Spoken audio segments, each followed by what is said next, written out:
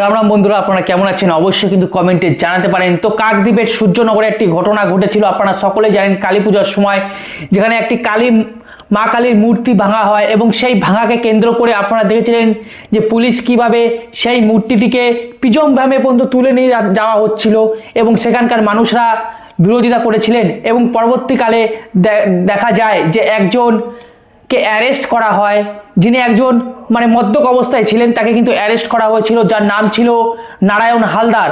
আপনারা সকলে দেখেছিলেন এবং তার বিচার চলছিল কিন্তু কাকদ্বীপের কোর্টে।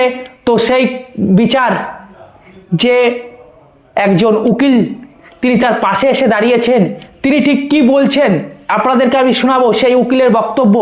তিনি ঠিক কি বলছেন আগে শুনুন সেই উকিল ঠিক তিনি কি বলছেন, তারপর আমি আবারও আসছি এই বিষয়ে।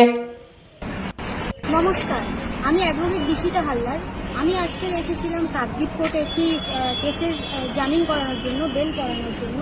তো আপনারা অনেকেই অবগত, সকালবেলা আমি একটি পোস্ট করেছি আমার ফেসবুকে যে আজকের আমি একটি খুবই ভাইরাল এবং বড় কেস নিয়ে আমি কাকদ্বীপ কোর্টে এসেছি, সবাই আমাকে আশীর্বাদ করুন। তো সেই কেসটা সাকসেসফুলি আমি বেল করাতে পেরেছি, তো সেই জন্য আমি তো খুবই আপ্লুত। এবং আমি সবাইকে বলে দিই, সেটা হলো আপনারা অনেকেই শুনেছেন যে কাকদ্বীপ কোর্টে একটি কেস ভাইরাল হয়েছে, যেটা হচ্ছে নারায়ণ হালদার আসামির নাম। আমাদের কালী মায়ের মূর্তির মাথাটা ধর থেকে তাকে আলাদা করে ফেলে দেওয়া হয়েছে এবং মাটিতে পুঁতে দেওয়া হয়েছে। তো সেই নিয়ে সেই ছেলেটি হিন্দুর ছেলে নারায়ণ হালদার, যে কিনা খুবই গরিবের ছেলে, সে কিন্তু ঘটনাটা ঘটায়নি, ঘটিয়েছে অন্য সবাই। কিন্তু সে যেহেতু গরিবের ছেলে, তার জন্য তার নামে মিথ্যেভাবে তাকে দোষ দিয়ে তাকে ফাঁসিয়ে দেওয়া হয়েছে। এফআইআরে কারোর নাম ছিল না, তাও পুলিশ তাদের ইচ্ছা মতন করে ইনভেস্টিগেশন করে সে গরিবের ছেলে বলে তাকে ফাঁসিয়ে দিয়ে তাকে ঢুকিয়ে দিয়েছে জেলে। তো তার বাড়ির লোক আমার কাছে এসেছিল, এসে বিগত কিছুদিন আগের ডেট আমি এসেছিলাম কোর্টে, আগের ডেটে জামিন পাইনি এবং আজকের একটা ডেট সে কিছুদিন 14 দিন ভিতরে ছিল। তারপরে আমি বাড়ির লোককে আশ্বাস দিয়েছিলাম যে অবশ্যই পরের ডেটে করে দেব এবং সেই কথা মতো আজকের ডেটে আমি সব কিছু করে থানা পুলিশ সব কিছু সামলে এবং কোর্টে এসে আজকের তাকে আমি জামিন করাতে পেরেছি এবং একটি নির্দোষ ছেলেকে একদমই তাকে আমি জামিনে মুক্ত করতে পেরেছি। তো সেই জন্য আমি সবাইকে অসংখ্য ধন্যবাদ জানাতে চাই যে আপনারা সবাই আমার পাশে ছিলেন, সবাই আমাকে আশীর্বাদ করেছিলেন। এবং আমি তো বয়সে অনেকটাই ছোট, আমি চাই যাতে ভবিষ্যতে আমি যেন এরকমভাবে অনেক বড় বড় কেস করতে পারি এবং অনেক দূরে যেতে পারি। আপনারা সবাই আমাকে আশীর্বাদ করবেন, মেয়ের মতন স্নেহ করবেন এবং সবাই ভগবানের কাছে প্রার্থনা করুন আমি যেন আরও বড় কিছু হতে পারি এবং আরও যেন ভালো কিছু করতে পারি। ধন্যবাদ সবাইকে, ভালো থাকবেন। তো আপনারা শুনলেন সেই উকিলের বক্তব্য, যার নাম হচ্ছে দিশিতা হালদার, একজন নতুন উকিল। আপনারা দেখতে পারলেন নতুন উকিল, তিনি যে বক্তব্য রেখেছেন আপনারা শুনলেন। তো তাকে তো অসংখ্য অসংখ্য ধন্যবাদ, অসংখ্য অসংখ্য ধন্যবাদ। কত সুন্দর তিনি মিষ্টি কথা বললেন, শুনতে পারলেন কতটা নর্মতা, কতটা বলার সুন্দর একটা ধরন, মানুষের একটা ধরন থাকে, তো কত সুন্দরভাবে তিনি বললেন এবং তিনি কার্যত বললেন যে এটা একটা মিথ্যা কেস। আমি কিন্তু বলেছিলাম যে নারায়ণ হালদারকে ফাঁসানো হচ্ছে, কারণ কিছু তো দেখাতে হবে পুলিশকে, কিছু তো দেখাতে হবে যে কালী মূর্তিটা কে ভেঙেছে। তো সেক্ষেত্রে নারায়ণ হালদারকে ফাঁসানো হচ্ছে এবং এই উকিলও কিন্তু বললেন যে একজন গরিব মানুষকে বা গরিব ছেলেকে কিন্তু ফাঁসানো হয়েছে এবং আপনারা শুনতে পারলেন।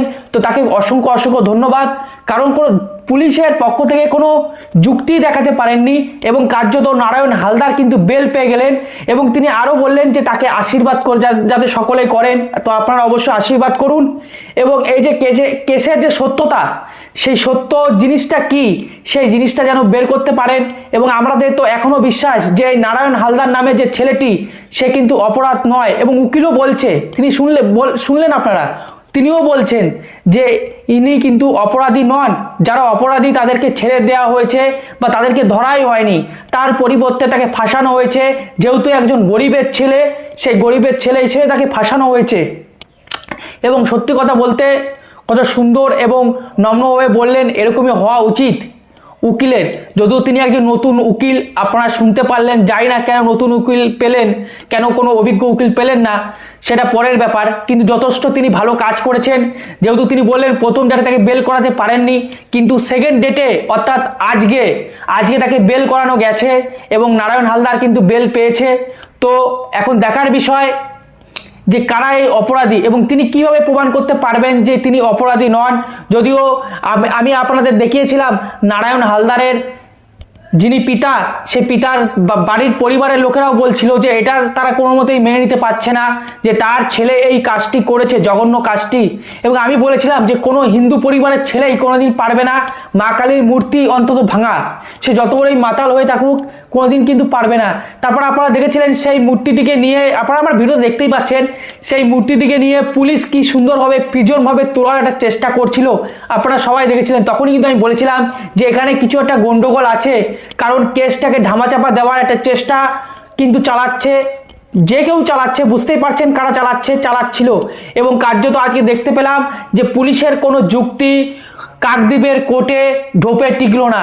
কার্যত নারায়ণ হালদার তিনি কিন্তু বেল পেলেন এবং তাকে আমি সবার প্রথমে তো এই উকিল যিনি আছেন দীপশিতা হালদার, তাকে অসংখ্য অসংখ্য ধন্যবাদ যে তিনি এই ছোট্ট মানে দেখতেই পাচ্ছেন যে নতুন উকিল আপনারা দেখতে পাচ্ছেন এবং তার যে কথা বলার ধরন, যে স্টাইল, সত্যি মুগ্ধ হতে হয় যে এরকমই হওয়া উচিত এবং তিনি যাতে আরও বড় মানে উকিল হতে পারেন এটাই আমি আশা করছি। তো আপনারাও আশা করুন এবং সত্যের যেন জয় হয়, কারণ আমি কিন্তু আপনাদের দেখিয়েছিলাম যে কিভাবে তাকে ফাঁসানো হচ্ছে, আমার ভিডিওতে আমি দেখিয়েছিলাম এবং তার পিতা পর্যন্ত বলছিল যে এটা অ্যাকচুয়ালি যে মানে বুঝতেই পারতেন সরকারের তরফ থেকে বলা হচ্ছিল বিজেপির লোক, কিন্তু তার পিতার কথা আমি শুনিয়েছিলাম, তার পিতা বলছিল যে তিনি তৃণমূলেরই লোক কার্যত, কিন্তু তাকে ফাঁসানো হচ্ছে, তাকে কার্যত ঘাড়ে বন্দুক রেখে যারা আসল দুষ্কৃতী তাদেরকে কিন্তু বাঁচানোর একটা চেষ্টা করা হচ্ছিল, পুলিশের পক্ষ থেকে হোক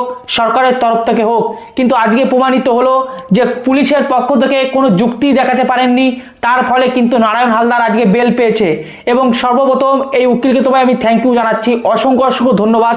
এবং এই কেসটার যে সিদ্ধান্ত, কেসটার তো কিছু একটা হবে যে তিনি দোষী কি দোষী নন, তারপরে তো সাজা, সেই জিনিসটাও আমরা দেখতে চাই। এবং তিনি বললেন তিনি বিশ্বাস করছেন যে তাকে গরিব বলে তাকে ফাঁসানো হয়েছে এবং তিনি তাকে বাঁচাতে এসেছেন তিনি বললেন। এবং কার্যত তিনি আরও বললেন যে তিনি অপরাধী নন, তিনি কার্যত অপরাধী নন, তাকে শুধুমাত্র গরিবের ছেলে বলে ফাঁসানো হচ্ছে, গরিবের ছেলে বলে, ভালো করে লক্ষ্য করে দেখবেন, গরিবের ছেলে বলে কিন্তু ফাঁসানো হচ্ছে। তার মানে যারা ভেঙেছে তারা কি বড়লোকের ছেলে, বা তারা কি অন্য কোনো, বুঝতে পারছেন আমি কি বলার চেষ্টা করছি? তাহলে তাদেরকে কেন পুলিশ ধরতে পারলো না, এটা সব থেকে বড় প্রশ্ন। পুলিশ মা কালীর মূর্তিটিকে প্রিজন ভ্যানে তোলার জন্য ব্যস্ত হয়েছিল, কিন্তু যারা আসল অপরাধী, যা আমি বলেছিলাম যে 5 থেকে 6 জন ছিল সেই কেলেঙ্কারিতে বা সেই ঘটনার সঙ্গে জড়িত, কিন্তু 5 থেকে 6 জনকে না ধরে শুধুমাত্র একজন গরিবের ছেলে, একজন গরিব বোর্ডের হিন্দু ছেলে নারায়ণ হালদারকে অ্যারেস্ট করা হয়েছিল এবং কাকদ্বীপের কোর্টে তাকে বিচার হচ্ছিল। এবং কাকদ্বীপের ঘটনা আজকে দেখতে পেলেন, তিনি আজকে বেল পেয়েছেন, অবশ্যই তিনি ছাড়াও পাবেন এবং তিনি বেকসুর খালাস হবেন, কারণ তিনি অপরাধী নন। তো আপনারা অবশ্যই এই মেয়েটিকে অবশ্যই আপনারা আশীর্বাদ করুন। তো যদি আপনাদের যদি কোনো মন্তব্য থাকে এই বিষয়ে অবশ্যই আপনারা আমার চ্যানেলে মন্তব্য করতে পারেন। তো রাম রাম, ভালো থাকুন, সুস্থ থাকুন, রাম রাম, ভারত মাতা কি জয়, বন্দে মাতারাম।